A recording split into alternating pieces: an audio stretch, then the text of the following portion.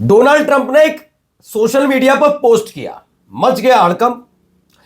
अगर मैं उस अंग्रेजी को हिंदी में अनुवाद करूं तो उसके मुताबिक यही रात अंतिम, यही रात भारी। यानी वो धमकी दे रहे थे कि आज रात कभी भी किसी भी वक्त एक बड़ी बड़ी खबर कोई सुनने को मिल सकती है। चूंकि ईरान को लेकर तनाव है तो लोग वहीं सोच रहे थे, लेकिन तब तक खबर आई, खुद चोटे लोग हैं डोनाल्ड ट्रंप। क्या हुआ उनके साथ, हाँ वही दिखाऊंगा।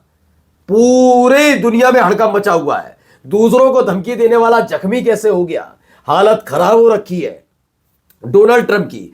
बड़ी बड़ी बातें, मैंने यहां युद्ध रुकवाया, मैंने वहां युद्ध रुकवाया, मैंने ये कर दिया। लेकिन जब उनसे पूछा ये क्या हो गया भाई, तो चुप्पी साध कर सुगड़ी में बैठ गए। बिल्कुल हालत खराब हो रखी है। यही नहीं, कहां पर उन्होंने क्या ऐलान किया वो दिखाऊंगा। क्या प्रोग्राम बना रखा था जिसका पर्दाफाश हुआ, जिससे अमेरिका सहमा हुआ है। और तो और मैं पहले भी कहता रहा हूं और आज भी मैंने बताया था ना कि ईरान से पंगा लेने की हिम्मत नहीं है तमाम मुस्लिम परस्त देशों में, क्योंकि वो जानते हैं अकेला ईरान है कि अगर अमेरिका से उसकी बनना पड़ी तो वो उनके देश के अंदर बने हुए मिलिट्री बेस ध्वस्त कर देगा। गुपचुप तरीके से मदद की जा रही थी कि ईरान आगे ना बढ़ पाए। हुआ क्या, हालत खराब हो गई है। नई सैटेलाइट इमेज जैसे ही सामने आई, उस देश में हड़कंप मचा हुआ। कहीं ईरान उन्हें अपने टारगेट पर ना ले ले। और तो और एक बयान आ गया है, जरूर सुनवाऊंगा, हूथी लड़ाकों का। उन्हें मोहब्बत के साथ समझाया, जो लाल सागर में तुम्हारे साथ और ब्रिटेन के साथ किया वही होगा अगर ईरान पर हमला हुआ। तो नमस्कार, मैं हूं प्रज्वल गौतम और आप देख रहे हैं टाइम्स एक्सप्रेस। सबसे पहले शुरुआत जरा सुनिए, भाई साहब बहुत बड़ा ज्ञान दे रहे थे, जरा सुनते चलिए।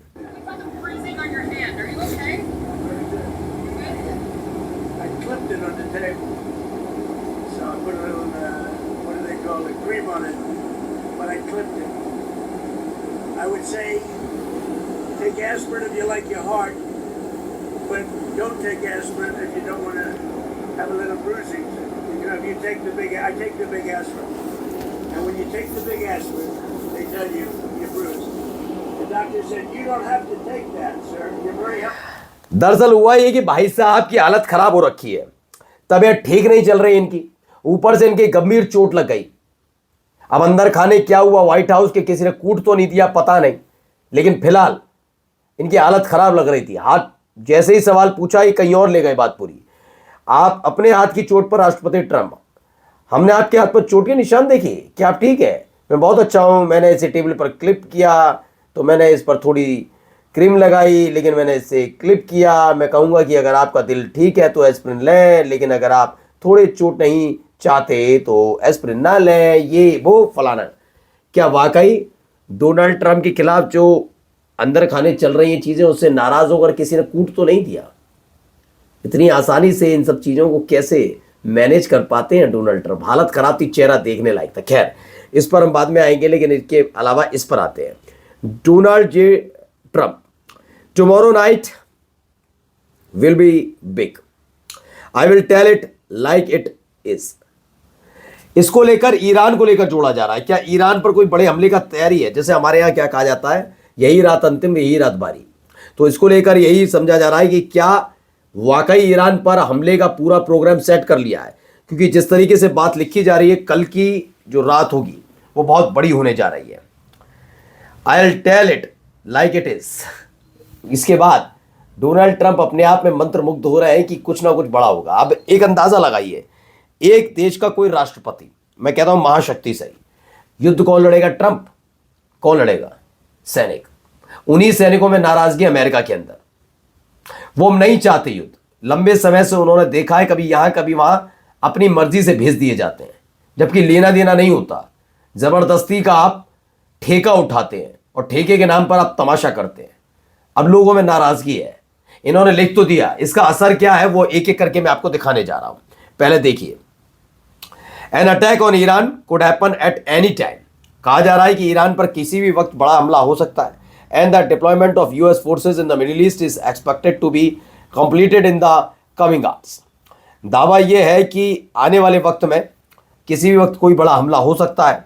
मिडिल ईस्ट भी इस बात की उम्मीद जता रहा है कि हाँ, आने वाले कुछ वक्त में किसी भी वक्त यूएस फोर्सेस एक बड़ा हमला कर सकती है ईरान को लेकर। यानी ईरान पर एक बड़े हमले की तस्दीक की जा रही है। अरब देशों की तरफ से भी कि हां अमेरिका तैयारी करके बैठा है।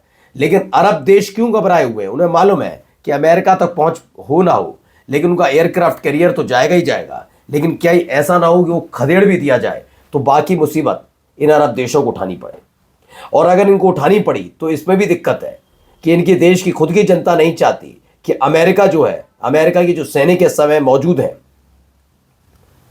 अलग अलग देशों में, मुस्लिम परस्त देशों में, चाहे सऊदी अरब हो, कतर हो, जॉर्डन हो, जहां पर भी, उसको लेकर उनमें नाराजगी है कि वहां से उनको खाली करवा दिया जाए। और अगर कोई हमला अमेरिका के हमले के जवाब में ईरान करता है इन देशों में, तो आखिरकार तंबू और बम्बू दोनों उखड़ेंगे। और ये उखड़े तो उस अमेरिका आग बबूला हो जाएगा। असमंजस में फंसे हुए हैं वो, बार बार ही कह रहे हैं कि मत हमला कर देना, मत हमला कर देना। ईरान के नाम पर अमेरिका अपनी साख बचा रहा है, क्योंकि ईरान ने पहले ही मजा चखा दिया है, जो कतर में अपना मिलिट्री बेस उड़ा दिया था। वैसे ही कुछ हालात यहां बनते नजर आ रहे हैं। अब आइए एक और खबर, गजा वाले मामले में खास तौर पर जो खाड़ी देश है, मुस्लिम देश, वह एक्सपोज हो चुके थे। जब फिलिस्तीन के अंदर बड़े बूढ़े बच्चे सबको मारा जा रहा था तो रियाद सम्मेलन हो रहा था। सोचिए, पश्चिमी देश की अदाकाराओं को बुलाकर ठुमके लगवाए जा रहे थे, मौज उड़ाई जा रही थी। मतलब मैं खुलकर कहता हूं अय्याशियां वो हो रही थी। मैंने कहा ना, ये देश कभी युद्ध देख ही नहीं पाए और ना देखना चाहते हैं। इनका मतलब है कि अय्याशियां की जाए, बस मौज मौज ही मौज। अब हुआ ये कि जब ईरान के साथ सब ये सब चल रहा है तनाव बीच, इसी बीच किसी ना किसी को तो घुटने टेकने थे, क्योंकि तमाम देशों ने मना कर दिया, हमारे ना धरती का इस्तेमाल होगा ना आसमान का इस्तेमाल होगा। अब ये परेशान करें क्या? तब एक देश जिसे लेकर कहा जा रहा है कि उस देश ने अपने दरवाजे खोल दिए अमेरिका के लिए, यानी अमेरिका और ईरान में अगर युद्ध होता है, जैसे सोवियत यूनियन और अमेरिका में तनाव हुआ तो अफगानिस्तान को केंद्र बनाया था अमेरिका ने, तो उस मुस्लिम देश को केंद्र बनाने जा रहा है सेंटर, वहां से हमले कर सकता है ईरान पर। कैसे? खबर देखिए, ये देखिए दो तस्वीरें आप देख रहे हैं। The Jordan regime is providing basis for the Trump regime to help Netanyahu. कहा जा रहा है कि अगर अमेरिका ईरान पर अटैक करता और ईरान इसका बदला इजराइल से लेता है तो जॉर्डन मदद करेगा अमेरिका की, जिससे वो इजराइल यानी नेतन्याहू के देश पर हमला न कर पाए। अब आप अंदाजा लगा दीजिए, मैं नहीं कह रहा हूं, खबर देख लीजिए कितना भरोसे लायक हैं ये लोग, कितने भरोसे लायक। मतलब तुम मत बढ़ो, मुस्लिम देश हो ना, तुम मत बढ़ो, हम अपनी जमीर को, अपने ईमान को अमेरिका के सामने गिरवी रख देंगे, लेकिन तुम मत बढ़ना। ये हालात पैदा किए जा रहे हैं अलग अलग तरीके से। अब आइए अगली खबर देखिए।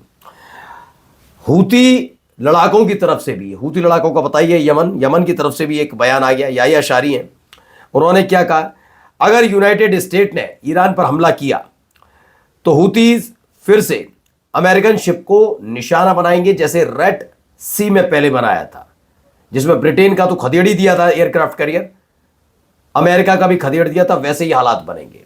अब खुल्लम खुल्ला रीजन में बहुत ज्यादा गर्मा गर्मी है, कौन किसके साथ कौन किसके खिलाफ पता नहीं। यह आपस में लड़ने वाली नीति ने मिडिल ईस्ट को गुलाम बना दिया है, यकीन मानिए। नमस्कार।